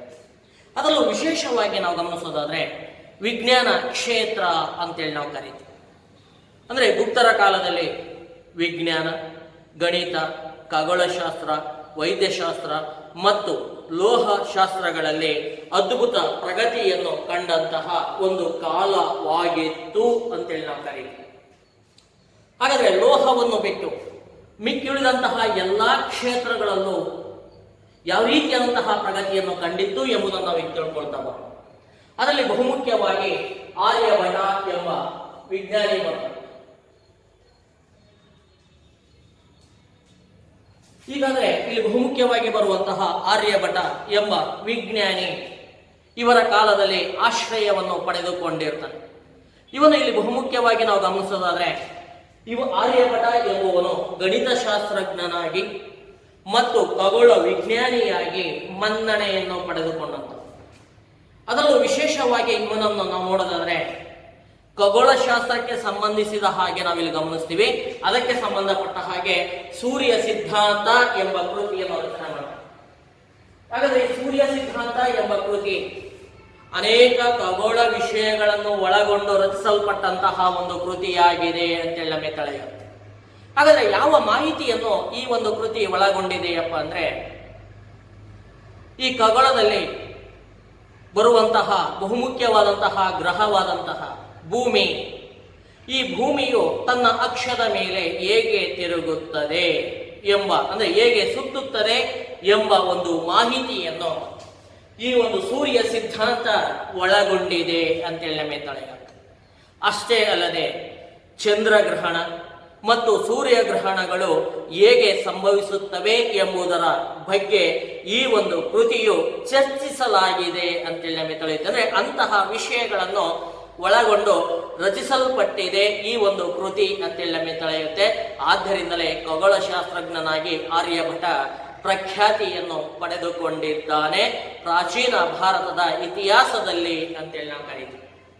ಅಷ್ಟೇ ಅಲ್ಲದೆ ಇಂತಹ ಆರ್ಯಭಟ ಮತ್ತೊಂದು ಕೃತಿಯನ್ನು ರಚಿಸಿಕೊಂಡು ಬರ್ತಾನೆ. ಅದನ್ನೇ ಆರ್ಯಭಟೀಯ ಅಂತೇಳಿ ಕರೀತೀವಿ. ಹಾಗಾದ್ರೆ ಆರ್ಯಭಟೀಯ ಎಂಬ ಕೃತಿಯು ಇಲ್ಲಿ ಪ್ರಮುಖವಾಗಿ ಗಣಿತ ಕ್ಷೇತ್ರಕ್ಕೆ ಸಂಬಂಧಿಸಿದಂತಹ ಒಂದು ಕೃತಿ ಅಂತೇಳಿ ನಾವು ಕರಿತೀವಿ. ಈ ಒಂದು ಕೃತಿಯಲ್ಲಿ ದಶಮಾಂಶ ಪದ್ಧತಿ ಅಂತೇಳಿ ಕರಿತೀವಿ. ಆ ದಶಮಾಂಶ ಪದ್ಧತಿಯ ಬಗ್ಗೆ ಮಹತ್ತರವಾದಂತಹ ವಿವರಣೆಯನ್ನು ಈ ಆರ್ಯಭಟ ನೀಡಿಕೊಂಡು ಬಂದಿದ್ದಾನೆ ಅಂತೇಳಿ ನಮಗೆ ತಿಳಿಯುತ್ತೆ. ಈ ರೀತಿಯಾದಂತಹ ಒಂದು ವಿಜ್ಞಾನದ ಬೆಳವಣಿಗೆ ಈ ಕಾಲದಲ್ಲಿ ನಡೆದುಕೊಂಡು ಬರುತ್ತೆ ಆರ್ಯಭಟನಿಂದ. ಹಾಗಾದ್ರೆ ಆರ್ಯಭಟನ ತರುವಾಯದಲ್ಲಿ ಮತ್ತೊಬ್ಬ ಬರ್ತಾನೆ. ಆತನಲ್ಲಿ ನಾವು ಬ್ರಹ್ಮಗುಪ್ತ ಅಂತೇಳಿ ನಾವು ಕರೀತೀವಿ. ಹಾಗಾದ್ರೆ ಈ ಬ್ರಹ್ಮಗುಪ್ತ ಯಾವ ರೀತಿಯಾದಂತಹ ಸಾಧನೆಯನ್ನು ಮಾಡ್ತಾನಪ್ಪ ಅಂದ್ರೆ ಇವನು ಗಣಿತಶಾಸ್ತ್ರಜ್ಞನಾಗಿ ಅಂತೇಳಿ ಕರೀತೀವಿ. ಅಂದ್ರೆ ಗಣಿತ ಕ್ಷೇತ್ರಕ್ಕೆ ಸಂಬಂಧಿಸಿದಂತಹ ಜ್ಞಾನವನ್ನು ಒಳಗೊಳ್ಳುವುದರ ಮೂಲಕವಾಗಿ ಆ ಕ್ಷೇತ್ರದಲ್ಲಿ ಪ್ರಗತಿಯನ್ನು ಸಾಧಿಸಿದಂತಹ ಮಹಾನ್ ವಿದ್ವಾಂಸನಾಗಿದ್ದ ಅಂತೇಳಿ ನಮಗೆ ತಿಳಿಯುತ್ತೆ. ಹಾಗಾದ್ರೆ ಇವನು ಏನ್ ಮಾಡ್ತಾನಪ್ಪ ಅಂದ್ರೆ ಗಣಿತ ಕ್ಷೇತ್ರಕ್ಕೆ ಸಂಬಂಧಪಟ್ಟ ಹಾಗೆ ನಾವು ನೋಡೋದಾದ್ರೆ ಶೂನ್ಯದ ಪ್ರಾಮುಖ್ಯತೆ ಅಂದ್ರೆ 0 ಅಂತೇಳಿ ಕರೀತೀವಿ. ಅಂದ್ರೆ ವಿಶ್ವಕ್ಕೆ ಭಾರತೀಯರ ಕೊಡುಗೆ ಏನಪ್ಪ ಅಂದ್ರೆ 0ಯನ್ನು ಹುಡುಕಿ ಕೊಟ್ಟಿದ್ದೆ ನಮ್ಮ ಶ್ರೇಷ್ಠ ಹೆಮ್ಮೆ ಅಂತೇಳಿ ನಮಗೆ ತಿಳಿಯುತ್ತೆ. ಅಂತಹ ಶೂನ್ಯದ ಪ್ರಾಮುಖ್ಯತೆಯನ್ನು ತಿಳಿಸಿದಂಥವನೇ ಯಾರೋ ಬ್ರಹ್ಮಗುಪ್ತ ಅಂತೇಳಿ ಕರಿತೀವಿ. ಅಂತಹ ಒಬ್ಬ ಪ್ರಮುಖ ಗಣಿತಶಾಸ್ತ್ರಜ್ಞನಾಗಿ ಈ ಕಾಲದಲ್ಲಿ ನೆಲೆಸಿದ್ದ ಅಂತೇಳಿ ನಮಗೆ ತಿಳಿಯುತ್ತೆ. ಹಾಗೆ ಇವನ ತರುವಾಯದಲ್ಲಿ ವರಹ ಮಿಹಿರ ಅಂತೇಳಿ ಕರಿತೀವಿ. ಈ ವರಹ ಮಿಹಿರ ಎಂಬ ಮೇಧಾವಿ ಅಥವಾ ಪಂಡಿತ ಆಶ್ರಯವನ್ನು ಪಡ್ಕೊಂಡಿರ್ತಾನೆ. ಇವನು ಈ ಕಾಲದ ಶ್ರೇಷ್ಠ ವಿಜ್ಞಾನಿ ಅಂತೇಳಿ ಕರೀತೀವಿ. ಅಂದ್ರೆ ವಿಜ್ಞಾನಿಗಳಲ್ಲಿ ಒಬ್ಬನಾಗಿದ್ದ ಅಂತೇಳಿ ನಮಗೆ ತಿಳಿಯುತ್ತೆ. ಇಂತಹ ಒಬ್ಬ ವಿಜ್ಞಾನಿ ಅನೇಕ ಕೃತಿಗಳನ್ನು ರಚಿಸಿಕೊಂಡು ಬರ್ತಾನೆ. ಅದರಲ್ಲಿ ಪ್ರಮುಖವಾಗಿ ಪಂಚ ಸಿದ್ಧಾಂತಿಕ ಎಂಬ ಕೃತಿಯನ್ನು ರಚನೆ ಮಾಡಿಕೊಳ್ತಾನೆ. ಈ ಸಿದ್ಧಾಂತದ ಜೊತೆಯಲ್ಲಿ ಅಂದ್ರೆ ಬೃಹತ್ ಜಾತಕ ಎಂಬ ಕೃತಿಯನ್ನು ರಚಿಸಿಕೊಂಡು ಬರ್ತಾನೆ ಮತ್ತು ಲಘು ಜಾತಕಗಳನ್ನು ರಚಿಸಿಕೊಂಡು ಬಂದ ಅಂತೇಳಿ ನಮಗೆ ತಿಳಿಯುತ್ತೆ. ಅಷ್ಟೇ ಅಲ್ಲದೆ ಇವನೊಬ್ಬ ಬಹುಮುಖ ಪ್ರತಿಭೆಯನ್ನು ಒಳಗೊಂಡಂತಹ ಒಬ್ಬ ವಿಜ್ಞಾನಿ ಅಂತೇಳಿ ಕರಿತೀವಿ. ಇವನು ಖಗೋಳಶಾಸ್ತ್ರಜ್ಞನಾಗಿ ಜೀವಶಾಸ್ತ್ರಜ್ಞ ಅಂದ್ರೆ ಖಗೋಳಶಾಸ್ತ್ರ, ಜೀವಶಾಸ್ತ್ರ, ಗಣಿತ ಮತ್ತು ಭೂಗೋಳಶಾಸ್ತ್ರಗಳಲ್ಲಿ ಪಂಡಿತನಾಗಿದ್ದ ಅಂತೇಳಿ ನಮಗೆ ತಿಳಿಯುತ್ತೆ. ಇಂತಹ ವಿಷಯಗಳಲ್ಲಿ ಅಪಾರ ಪ್ರಾವೀಣ್ಯತೆಯನ್ನು ಪಡೆದಂತಹ ಒಬ್ಬ ವ್ಯಕ್ತಿ ವರಹ ಮಿಹಿರ ಅಂತೇಳಿ ಕರಿತೀವಿ. ಇವನು ರಚಿಸಲ್ಪಟ್ಟಂತಹ ಬೃಹತ್ ಸಂಹಿತೆ ಅಂತೇಳಿ ಕರಿತೀವಿ ಅಥವಾ ಬೃಹತ್ ಜಾತಕ ಎಂಬ ಕೃತಿಯು ಒಂದು ಮಹತ್ತರವಾದಂತಹ ಖಗೋಳ ಮಾಹಿತಿಯನ್ನು ಒಳಗೊಂಡಿದೆ ಅಂತೇಳಿ ನಮಗೆ ತಿಳಿಯುತ್ತೆ. ಆ ಮಾಹಿತಿ ಏನಪ್ಪ ಅಂದ್ರೆ ಆಕಾಶ ಕಾಯಗಳು ಅಂತೇಳಿ ಕರಿತೀವಿ. ಈ ಆಕಾಶ ಕಾಯಗಳ ಚಲನೆಗಳನ್ನು ಕುರಿತು ವಿವರಣೆಯನ್ನು ಒಳಗೊಂಡಂತಹ ಒಂದು ಕೃತಿಯನ್ನು ಇವನು ರಚಿಸಿಕೊಂಡು ಬಂದ ಅಂತೇಳಿ ನಮಗೆ ತಿಳಿಯುತ್ತೆ. ಅಂದ್ರೆ ನಮ್ಮ ಸೌರ ಬ್ರಹ್ಮಾಂಡದಲ್ಲಿ ಅನೇಕ ಆಕಾಶ ಕಾಯಗಳಿದ್ದಾವೆ. ಆ ಆಕಾಶ ಕಾಯಗಳು ಯಾವ ರೀತಿಯಾಗಿ ಚಲನೆಯನ್ನು ಮಾಡ್ತವೆ ಎಂಬುದರ ಸಮಗ್ರ ಮಾಹಿತಿಯನ್ನು ಇವನ ಈ ಒಂದು ಕೃತಿ ಒಳಗೊಂಡಿದೆ ಅಂತೇಳಿ ನಮಗೆ ತಿಳಿಯುತ್ತೆ. ಇದು ವರಹ ಮಿಹಿರನ ಪ್ರಮುಖವಾದಂತಹ ಒಂದು ಕೊಡುಗೆ ಅಂತೇಳಿ ಕರೀತೀವಿ. ಹಾಗೆ ಇದಾದ ನಂತರದಲ್ಲಿ ವೈದ್ಯಕೀಯ ಕ್ಷೇತ್ರವನ್ನು ನಾವು ಗಮನಿಸಬೇಕಾಗುತ್ತೆ. ಅದಕ್ಕೆ ಸಂಬಂಧಪಟ್ಟ ಹಾಗೆ ಚರಕ ಮತ್ತು ಸುಶ್ರುತ ಎಂಬ ಇಬ್ಬರು ವ್ಯಕ್ತಿಗಳು ಬರ್ತಾರೆ. ಅದರಲ್ಲಿ ಚರಕ ಸಂಹಿತೆ ಮತ್ತು ಸುಶ್ರುತ ಸಂಹಿತೆ ಅಂತೇಳಿ ನಾವು ಕರೀತೀವಿ. ಅಂದ್ರೆ ಇವತ್ತು ಸಹ ನಾವು ಗಮನಿಸಬೇಕಾಗತ್ತೆ. ನಮ್ಮ ಹೆರಿಗೆ ಆಸ್ಪತ್ರೆಗಳು ಅಂತೇಳಿ ಕರಿತೀವಿ, ಅಲ್ಲಿ ಸುಶ್ರುತ ಅಂತೇಳಿ ನಾವು ಕರಿತೀವಿ. ಅಂದ್ರೆ ಸುಶ್ರುತ ಕೊಠಡಿಗಳು ಅಂತೇಳಿ ಕರಿತೀವಿ. ಅಂದ್ರೆ ಈ ರೀತಿಯಾಗಿ ಸುಶ್ರುತ ಸಂಹಿತೆ ಮತ್ತು ಚರಕ ಸಂಹಿತೆಗಳು ಇಲ್ಲಿ ರಚನೆಯಾದವು ಅಂತೇಳಿ ನಮಗೆ ತಿಳಿಯುತ್ತೆ. ಹಾಗೆ ಭಾರತದ ಆಯುರ್ವೇದ ಎಂದು ಕರೆಯಲ್ಪಡುವಂತಹ ಈ ಒಂದು ಆಯುರ್ವೇದದ ಅಥವಾ ಭಾರತದ ವೈದ್ಯಶಾಸ್ತ್ರ ಅಂತೇಳಿ ನಾವು ಕರೆಯಲ್ಪಡುವಂತಹ ಈ ಒಂದು ವೈದ್ಯಕೀಯ ಕ್ಷೇತ್ರದ ಪಿತಾಮಹನಾದಂತಹ ಧನ್ವಂತ್ರಿ ಅಂತೇಳಿ ಕರಿತೀವಿ. ಅವನು ಈ ಒಂದು ಕಾಲದಲ್ಲಿ ಜೀವಿಸಿದ್ದ ಅಂತೇಳಿ ನಮಗೆ ತಿಳಿಯುತ್ತೆ. ಈ ರೀತಿಯಾದಂತಹ ವೈದ್ಯಕೀಯ ಶಾಸ್ತ್ರ ಇಲ್ಲಿ ಬೆಳೆದುಕೊಂಡು ಬರುತ್ತೆ. ಹಾಗೆ ವಾಗ್ಭಟ ಎಂಬ ವ್ಯಕ್ತಿ ಏನ್ ಮಾಡ್ತಾನಪ್ಪ ಅಂದ್ರೆ ಅಷ್ಟಾಂಗ ಸಂಗ್ರಹ ಎಂಬ ಒಂದು ಕೃತಿಯನ್ನು ರಚಿಸಿಕೊಂಡು ಬರ್ತಾನೆ. ಈ ರೀತಿಯಾದಂತಹ ಅಭೂತಪೂರ್ಣವಾದಂತಹ ಒಂದು ವಿಜ್ಞಾನ ಕ್ಷೇತ್ರದ ಬೆಳವಣಿಗೆ ಗುಪ್ತರ ಕಾಲದಲ್ಲಿ ನಡೆದುಕೊಂಡು ಬಂತು ಅಂತೇಳಿ ನಮಗೆ ತಿಳಿಯುತ್ತೆ. ಅದಕ್ಕೋಸ್ಕರವಾಗಿ ಭಾರತದ ಖಗೋಳಶಾಸ್ತ್ರಜ್ಞನಾಗಿ ಆರ್ಯಭಟನವನ್ನು ನಾವು ಇವತ್ತಿಗೂ ಸಹ ಗೌರವಿಸಿಕೊಂಡು ಬರ್ತಾ ಇದ್ದೀವಿ. ಯಾಕೆಂದ್ರೆ ನಾವು ಇವತ್ತು ಪ್ರಾರಂಭದಿಂದಲೂ ಆರ್ಯಭಟ 1, ಆರ್ಯಭಟ 2 ಅಂತೇಳಿ ಖಗೋಳ ಕ್ಷೇತ್ರಕ್ಕೆ ಆರಿಸಿದಂತಹ ಉಪಗ್ರಹಗಳಿಗೆ ನಾವು ಹೆಸರುಗಳನ್ನು ಇಡ್ತಾ ಬರ್ತಾ ಇದ್ದೀವಿ. ಹಾಗಾಗಿ ಆರ್ಯಭಟನೆ ಪ್ರಾಚೀನ ಭಾರತದ ಖಗೋಳಶಾಸ್ತ್ರಜ್ಞನಾಗಿದ್ದ ಅಂತೇಳಿ ನಮಗೆ ತಿಳಿಯುತ್ತೆ. ಈ ವಿಜ್ಞಾನದ ಜೊತೆಯಲ್ಲಿ ತಂತ್ರಜ್ಞಾನವೂ ಸಹ ಇವರ ಕಾಲದಲ್ಲಿ ಪ್ರಗತಿಯನ್ನು ಕಾಣ್ತು ಅಂತೇಳಿ ನಮಗೆ ತಿಳಿಯುತ್ತೆ. ಇದಕ್ಕೆ ನಿದರ್ಶನ ಎಂಬಂತೆ ನಮಗೆ ದೆಹಲಿಯ ಸಮೀಪ ಲಭ್ಯವಾಗಿರುವಂತಹ ಮೆರೋಲಿಯಲ್ಲಿ ಸಂಶೋಧಿಸಲ್ಪಟ್ಟಂತಹ ಕಬ್ಬಿಣ ಸ್ತಂಭವು ಅಂತೇಳಿ ಕರಿತೀವಿ. ಇದು ಇವರ ಲೋಹಶಾಸ್ತ್ರಕ್ಕೆ ಅಥವಾ ಲೋಹ ಶಾಸ್ತ್ರಕ್ಕೆ ಸಂಬಂಧಪಟ್ಟ ಹಾಗೆ ಅದರ ಕೌಶಲ್ಯಕ್ಕೆ ಅತ್ಯುತ್ತಮ ಉದಾಹರಣೆಯಾಗಿದೆ ಅಂತೇಳಿ ನಮಗೆ ತಿಳಿಯುತ್ತೆ. ಯಾಕೆಂದ್ರೆ ಇವತ್ತಿನ ನಮ್ಮ ಕಬ್ಬಿಣವನ್ನು ನಾವು ಏನಪ್ಪಾ ಅಂದ್ರೆ ಗಾಳಿ ಮತ್ತು ಬೆಳಕು ಬೀಳುವಂತಹ ಜಾಗ ಅಂದ್ರೆ ಹೊರಭಾಗದಲ್ಲಿ ಅದನ್ನು ಬಣ್ಣ ಹೊಡೆಯದೆ ಹಾಗೆ ಹಾಕಿಬಿಟ್ವಿ ಅಂದ್ರೆ ಅದೇನಾಗುತ್ತೆ, ಕೆಲವು ವಾರಗಳ ನಂತರದಲ್ಲಿ ಅದರ ಮೇಲೆ ತುಕ್ಕು ಹಿಡಿಯುವಂತಹ ಒಂದು ಲಕ್ಷಣವನ್ನು ನಾವು ಗಮನಿಸ್ತೀವಿ. ಆದರೆ ಈ ಮೆರೋಲಿ ಕಬ್ಬಿಣ ಸ್ತಂಭ ಶಾಸನ ಅವರ ಏನಪ್ಪಾ ಅಂದ್ರೆ ಲೋಹಶಾಸ್ತ್ರದ ಕೌಶಲ್ಯಕ್ಕೆ ಬಹುಮುಖ್ಯವಾದಂತಹ ಕನ್ನಡಿಯಾಗಿದೆ ಅಂತೇಳಿ ನಾವು ಕರಿತೀವಿ. ಯಾಕೆಂದ್ರೆ ಹಲವಾರು ಶತಮಾನಗಳಿಂದ ಅದು ಬಿಸಿಲು ಮತ್ತು ಮಳೆಗೆ ಒಡ್ಡಿಕೊಂಡಿದ್ದರೂ ಸಹ ಅದು ಏನಾಗಿದೆ ಅಂದ್ರೆ ತುಕ್ಕು ಹಿಡಿಯದ ಹಾಗೆ ಹಾಗೂ ಅದು ಇನ್ನೂ ಸಹ ಶಕ್ತಿ ಅಂತೇಳಿ ಕರಿತೀವಿ. ಅದು ತನ್ನ ಶಕ್ತಿಯನ್ನು ಇಂದಿಗೂ ಸಹ ಉಳಿಸಿಕೊಂಡು ಬಂದಿದೆ ಅಂತೇಳಿ ನಾವು ಕರಿತೀವಿ. ಇಂತಹ ಅಭೂತಪೂರ್ವವಾದಂತಹ ತಂತ್ರಜ್ಞಾನವನ್ನು ಕಂಡುಕೊಂಡಂತಹ ಒಂದು ಕಾಲವೂ ಕೂಡ ಇದಾಗಿತ್ತು ಅಂತೇಳಿ ನಮಗೆ ತಿಳಿಯುತ್ತೆ. ಇದು ಗಾಳಿ ಮತ್ತು ಮಳೆಗೂ ಹೊರಗಡೆ ಇದ್ರೂ ಸಹ ಅದು ತುಕ್ಕು ಹಿಡಿಯದೆ ಹಾಗೆ ಇರುವುದು ಮತ್ತು ಶಕ್ತಿ ಗುಂದದಿರುವುದು ಅವರ ಪವಾಡವಾಗಿದೆ ಅಂತೇಳಿ ನಮಗೆ ತಿಳಿಯುತ್ತೆ. ಅಂದ್ರೆ ಒಂದು ಪವಾಡವಾಗಿ ನಾವು ಅದನ್ನು ಗುರುತಿಸಬಹುದಾಗಿದೆ ಅಂತೇಳಿ ನಮಗೆ ತಿಳಿಯುತ್ತೆ. ಅದು ಅವರ ಒಂದು ತಂತ್ರಜ್ಞಾನ ಅಂತೇಳಿ ನಾವು ಕರಿತೀವಿ. ಅಂತಹ ಒಂದು ತಂತ್ರಜ್ಞಾನವನ್ನು ಈ ಗುಪ್ತ ರಾಜ ಮನೆತನಗಳ ಕಾಲದಲ್ಲಿ ಕಂಡುಕೊಳ್ಳಲಾಗಿತ್ತು ಅಂತೇಳಿ ನಮಗೆ ತಿಳಿಯುತ್ತೆ ವಿದ್ಯಾರ್ಥಿಗಳು. ಹಾಗೆ ಈ ರೀತಿಯಾದಂತಹ ವಿಜ್ಞಾನ ಮತ್ತು ತಂತ್ರಜ್ಞಾನಗಳ ಜೊತೆಯಲ್ಲಿ ಅವರು ಕಲೆ ಮತ್ತು ವಾಸ್ತುಶಿಲ್ಪವನ್ನು ಸಹ ಬೆಳೆಸಿಕೊಂಡು ಬರ್ತಾರೆ. ಹಾಗಾದ್ರೆ ಭಾರತೀಯ ಕಲೆ ಮತ್ತು ವಾಸ್ತುಶಿಲ್ಪದ ಪರಂಪರೆ ಅಂತೇಳಿ ಕರಿತೀವಿ. ಅಂತಹ ಭಾರತೀಯ ದೇವಾಲಯ ವಾಸ್ತುಶಿಲ್ಪದ ಮೂಲ ರಚನಾತ್ಮಕವಾದಂತಹ ಲಕ್ಷಣಗಳು ನಮಗೆ ಎಲ್ಲಿ ಕಂಡು ಬರ್ತಾವಪ್ಪ ಅಂದ್ರೆ ಗುಪ್ತರ ಕಾಲದಲ್ಲಿ ಅಭಿವೃದ್ಧಿಯಾಗಿರುವುದನ್ನು ನಾವಿಲ್ಲಿ ಗಮನಿಸಬೇಕಾಗುತ್ತೆ. ಅಂದ್ರೆ ಹಿಂದೂ ಧರ್ಮದ ಅಂದ್ರೆ ಭಾರತೀಯ ದೇವಾಲಯಗಳ ಕಲೆ ಮತ್ತು ವಾಸ್ತುಶಿಲ್ಪದ ಮೂಲ ರಚನಾತ್ಮಕವಾದಂತಹ ಕಾರ್ಯ ಪ್ರಾರಂಭವಾಗಿದ್ದೆ ಇಂತಹ ಗುಪ್ತರ ಆಳ್ವಿಕೆಯ ಕಾಲದಲ್ಲಿ ಅಂತೇಳಿ ನಮಗೆ ತಿಳಿಯುತ್ತೆ. ಇಂತಹ ರಚನೆಗಳು ಎಲ್ಲೆಲ್ಲಿ ಆಗ್ತಾವಪ್ಪ ಅಂದ್ರೆ ಮಥುರಾ ಎಂಬ ಸ್ಥಳದಲ್ಲಿ ಹಾಕೊಂಡು ಬರುತ್ತೆ, ಬನಾರಸ್ ಎಂಬ ಸ್ಥಳ, ಹಾಗೆ ಬನಾರಸ್ ಜೊತೆಯಲ್ಲಿ ಪಾಟ್ನಾದಲ್ಲಿ ಇವರ ಒಂದು ಕಲೆ ಮತ್ತು ವಾಸ್ತುಶಿಲ್ಪದ ನಾವು ಸ್ಮಾರಕಗಳನ್ನು ನಾವು ನೋಡ್ತೀವಿ. ಉದಯಗಿರಿ, ದೇವಗಢ್ ಅಂತೇಳಿ ಕರಿತೀವಿ. ಇನ್ನು ಮುಂತಾದಂತಹ ಸ್ಥಳಗಳಲ್ಲಿ ಇವರ ಕಾಲದ ಪ್ರಮುಖ ಕಲಾ ಚಟುವಟಿಕೆಗಳನ್ನು ನಾವು ಗುರುತಿಸಬಹುದಾಗಿದೆ ಅಂತೇಳಿ ನಮಗೆ ತಿಳಿಯುತ್ತೆ. ಅಂದ್ರೆ ಈ ರೀತಿಯಾದಂತಹ ದೇವಾಲಯಗಳು ಇಲ್ಲಿ ಅಂದ್ರೆ ಅದರಲ್ಲೂ ಪ್ರಮುಖವಾಗಿ ಭಾರತೀಯ ದೇವಾಲಯಗಳಿಗೆ ಸಂಬಂಧಪಟ್ಟಂತಹ ದೇವಾಲಯಗಳು ಇಲ್ಲಿ ನಿರ್ಮಾಣಗೊಂಡವು ಇವರ ಕಾಲದಲ್ಲಿ ಅಂತೇಳಿ ನಮಗೆ ತಿಳಿಯುತ್ತೆ.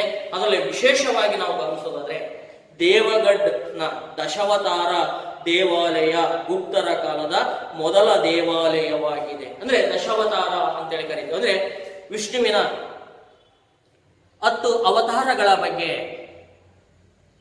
ಮಾಹಿತಿಯನ್ನು ಒಳಗೊಳ್ಳುವಂತಹ ಒಂದು ದೇವಾಲಯ ಅಂತೇಳಿ ಕರಿತೀವಿ.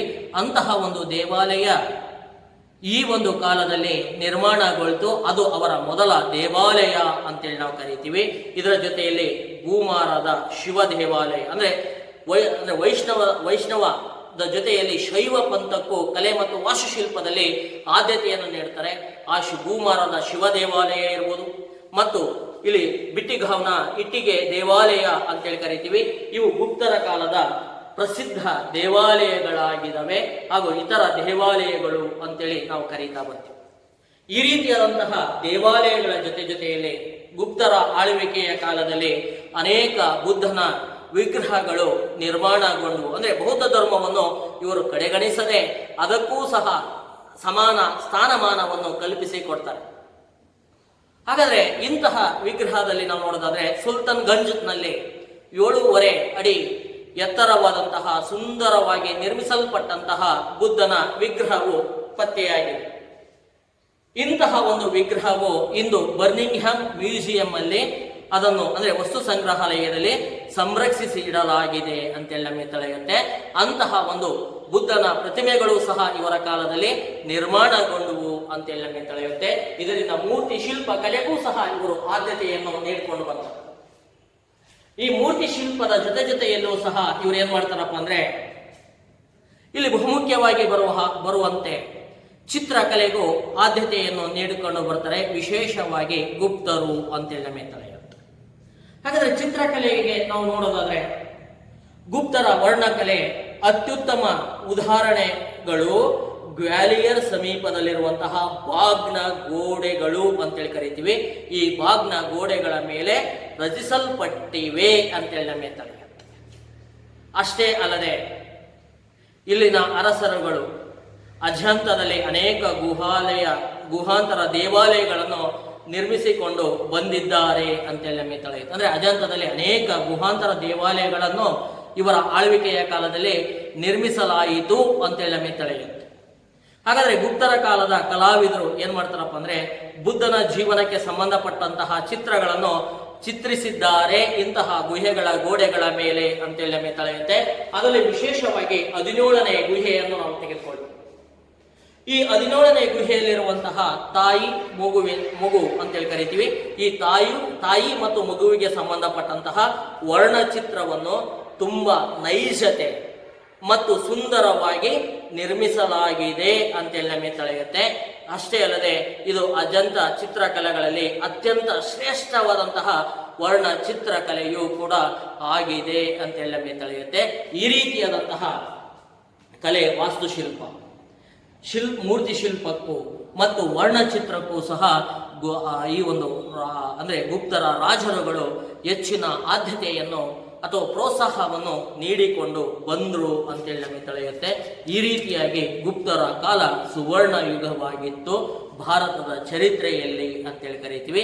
ಇಲ್ಲಿ ಬಹುಮುಖ್ಯವಾಗಿ ಕೆಲವೊಂದು ಪ್ರಶ್ನೆಗಳು ಬರ್ತಾ ಹೋಗ್ತವೆ ವಿದ್ಯಾರ್ಥಿಗಳೇ. 10 ಮಾರ್ಕ್ಸಿಗೆ ಭಾರತದ ಇತಿಹಾಸದಲ್ಲಿ ಗುಪ್ತರ ಕಾಲವನ್ನು ಸುವರ್ಣ ಯುಗ ಅಂತೇಳಿ ಯಾಕೆ ಕರೀತಾರೆ ಅಂತೇಳಿ ಒಂದು ಮಾರ್ಕ್ಸ್ ಬರುತ್ತೆ.